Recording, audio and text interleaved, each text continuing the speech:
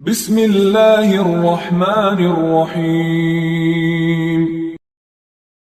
نافع نے خبر دی اور ان سے عبداللہ بن عمر رضی اللہ عنہ نے کہا کہ رسول اللہ صلی اللہ علیہ وسلم رمضان کے آخری عشرے میں اعتکاف کرتے تھے۔ صحیح بخاری حدیث نمبر 2025۔ لیث بن سعد نے بیان کیا، ان سے عقیل نے، ان سے ابن شہاب نے، ان سے عروہ بن زبیر نے اور ان سے نبی کریم صلی اللہ علیہ وسلم کی زوج مطہرہ حضرت عائشہ رضی اللہ عنہا نے کہ نبی کریم صلی اللہ علیہ وسلم اپنی وفات تک برابر رمضان کے آخری عشرے میں اعتکاف کرتے رہے، اور آپ صلی اللہ علیہ وسلم کے بعد آپ کی ازواج مطہرات اعتکاف کرتی رہیں۔ صحیح بخاری حدیث نمبر 2026۔ ابو سعید خدری رضی اللہ عنہ نے بیان کیا کہ نبی کریم صلی اللہ علیہ وسلم رمضان کے دوسرے عشرے میں اعتکاف کیا کرتے تھے۔ ایک سال آپ صلی اللہ علیہ وسلم نے انہی دنوں میں اعتکاف کیا، اور جب 21ویں تاریخ کی رات آئی، یہ وہ رات ہے جس کی صبح کو آپ صلی اللہ علیہ وسلم اعتکاف سے باہر آ جاتے تھے۔ آپ صلی اللہ علیہ وسلم نے فرمایا کہ جس نے میرے ساتھ اعتکاف کیا ہو وہ اب آخری عشرے میں بھی اعتکاف کرے۔ مجھے یہ رات خواب میں دکھائی گئی لیکن پھر بھلا دی گئی۔ میں نے یہ بھی دیکھا کہ اسی کی صبح کو میں کیچڑ میں سجدہ کر رہا ہوں، اس لیے تم لوگ اسے آخری عشرے کی ہر طاق رات میں تلاش کرو۔ چنانچہ اسی رات بارش ہوئی، مسجد کی چھت چونکہ کھجور کی شاخ سے بنی تھی اس لیے ٹپکنے لگی، اور خود میں نے اپنی آنکھوں سے دیکھا کہ 21ویں کی صبح کو رسول اللہ صلی اللہ علیہ وسلم کی پیشانی مبارک پر کیچڑ لگی ہوئی تھی۔ صحیح بخاری حدیث نمبر 2027۔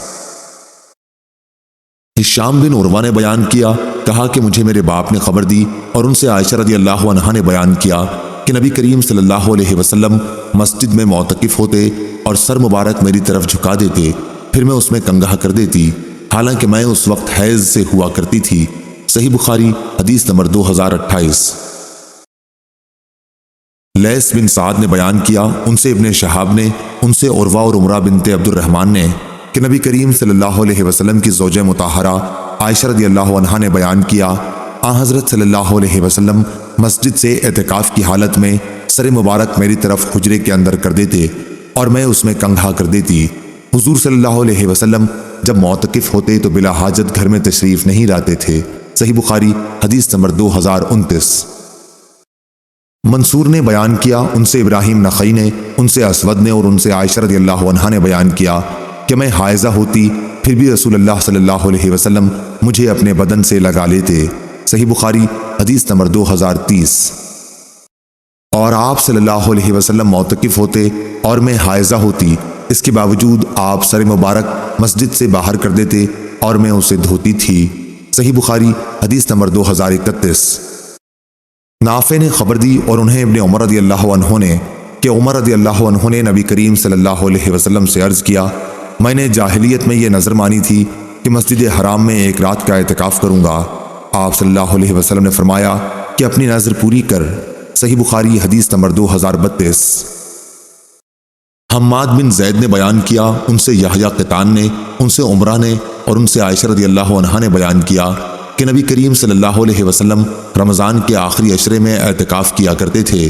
میں آپ صلی اللہ علیہ وسلم کے لیے مسجد میں ایک خیمہ لگا دیتی اور آپ صبح کی نماز پڑھ کے اس میں چلے جاتے تھے۔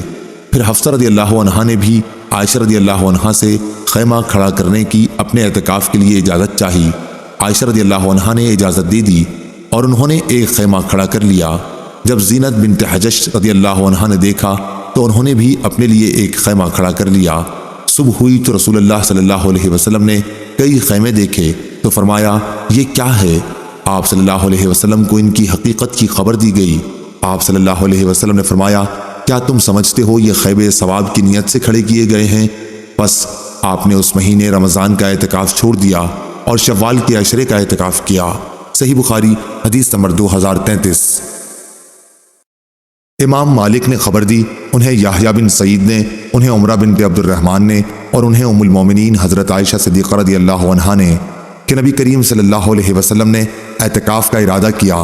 جب آپ صلی اللہ علیہ وسلم اس جگہ تشریف لائے یعنی مسجد میں جہاں آپ نے اعتکاف کا ارادہ کیا تھا تو وہاں کئی خیمے موجود تھے، عائشہ رضی اللہ عنہا کا بھی، حفصہ رضی اللہ عنہا کا بھی اور زینت رضی اللہ عنہا کا بھی۔ اس پر آپ صلی اللہ علیہ وسلم نے فرمایا، کیا تم یہ سمجھتے ہو کہ انہوں نے ثواب کی نیت سے ایسا کیا ہے؟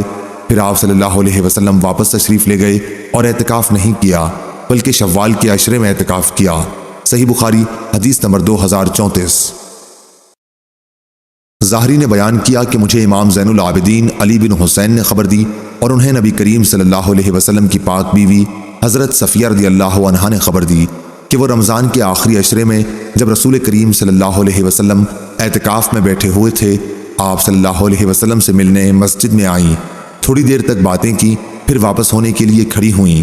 نبی کریم صلی اللہ علیہ وسلم بھی انہیں پہنچانے کے لیے کھڑے ہوئے۔ جب وہ ام سلمہ رضی اللہ عنہا کے دروازے سے قریب والے مسجد کے دروازے پر پہنچیں تو دو انصاری آدمی ادھر سے گزرے اور نبی کریم صلی اللہ علیہ وسلم کو سلام کیا۔ آپ صلی اللہ علیہ وسلم نے فرمایا، کسی سوچ کی ضرورت نہیں، یہ تو میری بیوی صفیہ بنت حی رضی اللہ عنہا ہیں۔ ان دونوں صحابیوں نے عرض کیا، سبحان اللہ یا رسول اللہ صلی اللہ علیہ وسلم۔ ان پر آپ صلی اللہ علیہ وسلم کا جملہ بڑا شاق گزرا۔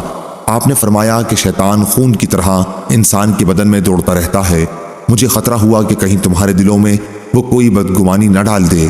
صحیح بخاری حدیث نمبر 2035۔